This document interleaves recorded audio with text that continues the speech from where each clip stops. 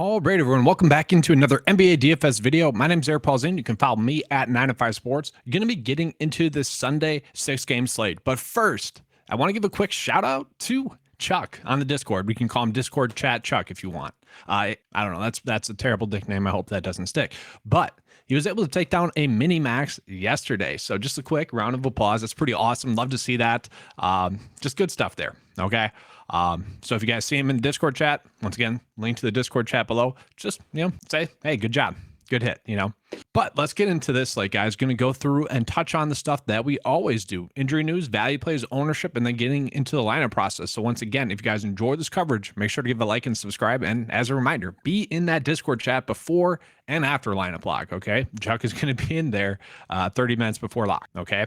Get those questions in. All right, let's get into it. All right, so looking at the injury news that we need to watch out for this slate, okay? And this is the full slate, so just kind of looking at, but the ones that we're worried about is going to be DeJounte Murray. So with DeJounte Murray off the court, we can see Trae Young has an absolutely huge usage rate. It actually went up from the last game. Okay. It's up to 43.8% with Murray off the court. I mean, that is insane. We saw him shoot the ball 25 times. Okay. He had 9 assists, 51 DK points, and he does average 55 fantasy points with Murray off the court. I mean, that is an insanely high usage rate and DK point total. I think he's going to be someone that we are looking to on this slate. And then with that, Bogdanovich, we're probably just going to have to play him. Okay. The usage rate, and it is a smaller sample size. We get that. But the usage rate with Murray off the court is 28%, and his DK per 36 is 33, or his fantasy point per 36 is 33 fantasy points. Okay, obviously went off in the last game, was very hot shooting the basketball. Do not expect that again, but if we can get this and maybe 30 minutes, that is what I'm expecting. Okay, should be in for a solid night, and I love the fact that we can play him at guard or small forward spot. So I do think those are going to be two players that we are going out of our way to play. There is the potential that Aaron Holiday is an okay punt play value play as well. Has the second most minutes with Murray off the court. Could happen, not expecting anything too crazy from. Then the other bit of injury news that we are looking for on this slate is going to be De'Aaron Fox, currently questionable. Okay, if he sits, that does mean we have some decent kind of value as well. So looking at De'Aaron Fox, yes, currently questionable. Sat last game. If he sits, then we're expecting Davion Mitchell to be the starter. Okay. Played 33 minutes in the last game, and he does see the most minutes with Fox off the court, but his usage rate is only 17% with Fox off the court. That isn't that high. And his DK per 36 total, or fantasy per 36 total, is going to be 27 fantasy points. So not anything too crazy, but once again, at this price point, should be locking in at least 5x, probably 6x. Okay. So it's going to be tough to pass up on him if Fox is out, but there are going to be some other value plays that I touch on as the video goes on. And then Monk is actually kind of the one that benefits the most throughout this season, although we didn't see that last game. Okay. So that's something we need to watch for, more of a GPP only play, but it wouldn't be surprising to see him go out and have a really huge game. Okay. Kevin Huerter, decent play. The player that is solidified in safety would be Sabonis. Okay, Sabonis usage rate is about 20%, and then you look at his fantasy point total per 36 is 48 fantasy points. Obviously been over that recently. Not too worried about the matchup with the Knicks, so he would also be someone we are looking at if Fox is out. So just based on that injury news, I feel comfortable starting my builds out with this, but let's go ahead and let's get into the occupied model to see what it's telling us, which players we should be on. So just in general, looking at the index, Embiid, and let's just go by slate, just to make sure we have the main slate in there. Okay, we're good. Embiid's in there, Giannis, Davis, and then Trae Young popping up there at a softer price point. I like to see that. James Harden, I think James Harden's going to be a strong price point play. Sabonis is popping up there. Okay, so all the players that we think would be popping up there are popping up. So let's just look at the top FanDuel value. Okay. Bogdanovich, once again, on FanDuel and DraftKings, we are simply just playing him, guys. That's the route to go. Fultz on FanDuel, a little bit cheaper there. That's a decent play. Let's see how many minutes he's projected to get. 25. Yeah, that's not a bad play. All right, so Patrick Williams is kind of one of the players I was trying to tease earlier. Patrick Williams at his price point, both on DraftKings and FanDuel, is too cheap for the minutes that he's getting on this slate currently, where we don't have too much insane value just yet, okay? 30 minutes the last 3 games. And if we can lock in 30 minutes, that's highly appealing. Okay, obviously a couple of games, last game against Dallas was a blowout, but he played well in that. I would take this production, 23, obviously we'd be happy with that. 16, sure, not what you want, but at the same time at 3.7, not going to overly hurt you. Okay, you're not going to win a GPP with that, but if you're playing cash, that's not going to, lose you the night, and then 30. That could easily win you a GPP. Okay, so I think right now, as the slate sits, he is someone we are certainly looking at on this slate. Clint Capella has been like a strong upside GPP play for a while. Okay, so I don't mind him. Mitchell Robinson, perfectly fine with him. That makes sense. Mo Wagner, interesting there. All right, he's a decent play. No big shocks though. Okay, at least on FanDuel just yet. We'll say AO decent play as well. Okay, with Caruso off or out, I do expect him to get the run that he got last game. Maybe not that much. It was a blowout, but we can expect like 25 to 30 minutes. Okay, and he could be someone that does get 20 fantasy points, and that's what he's averaging on the season. So if the minutes are there, he should be a strong price point play. I don't think he's going to be anyone that really breaks the slate, but as it sits right now, he is someone that I think we can go ahead and plug in until we get some more confirmed value. And once again, that'll be touched on in the Discord chat. Get those questions in there. Okay, now we're going to look at the DraftKings value. All right. All the same players that are popping up there, except for the two Bulls players that I was thinking would be better plays there, are popping up there. Quentin Grimes, more of a GPP play. Could see him popping. Don't hate that. And then, yeah, just more of the same there. So let's go ahead and let's get into kind of what the slate is looking like ownership-wise right now in the morning, and then getting into the lineup process, finishing up that build for you guys. So as it sits right now, yes, Bogdanovic going to be chalk, as he should be, a little bit too cheap with Murray off the court.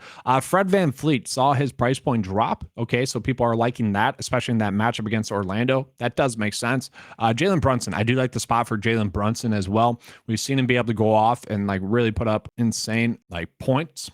Okay, just needs to result in more DK points. Lately hasn't been there, but could it easily be there in a stronger matchup? Yes. Okay. In a little bit of a downward trend, but that could steady and then spike up today. Julius Randle. Yes, Julius Randle, 8.3 is something that could easily go for 40 or 50 DK points, FanDuel points. You know, I think he's going to be a strong price point play quickly, kind of same thing, a GPP upside play. But what we're seeing right now is that some of the Chicago value is not too chalky just yet, and that's intriguing to me. So let's go ahead and we'll take a peek at, and sorry guys, I always forget to resize this screen. Just looking at it again, just so you guys can see. There we go. Just so you guys can see it. Now let's get into FanDuel. Okay, so the Atlanta game, pretty much people are saying we are going to stack the Atlanta-Chicago game on FanDuel. And let's look at, is there a reason why? Yes, it's the highest over and under on the slate. So that does make sense that people would want to be stacking that, especially on FanDuel where the pricing's a little bit softer. And then I will say James Harden, guys, and even Joel Embiid, they are both in smash spots going against the Charlotte Hornets. I think that's going to be something we are going to chase. Okay, and then you could usually run it back with like Kelly Oubre or Terry Rozier if you wanted to. So yeah, I think we get a good sense of what the slate is looking like, at least this morning. Let's go ahead and get into the lineup process. So as you guys can see, I already have most of it filled out just yet. But let's go ahead and kind of just touch on some more plays. Like James Harden going against Charlotte, went for 57 DK points in his last game. I don't think that's too shocking. Yes, he benefited from the game going into OT, but at the same time, I do think that upside to go for 50 plus is going to be there once again tonight. The question is, do we need to pay up for him? That's my biggest question. You got Drew Holiday in a great matchup going against Houston. It wouldn't be shocking to see him be able to put up 40 DK points. Should be a strong play for you. Jalen Brunson, yeah, gets a good matchup. Wouldn't be shocking to see him have a good game. Fred VanVleet, kind of same thing. Franz Wagner, wouldn't be shocking to see him have a good game as well. Last game against Toronto, on the 9th, 47, wouldn't be shocking to see that happen again as well. We have a bunch of like decent, okay plays, a lack of players that I feel like gung-ho about as it sits right now. We'll say Kevin Huerter, you can play him at guard or small forward.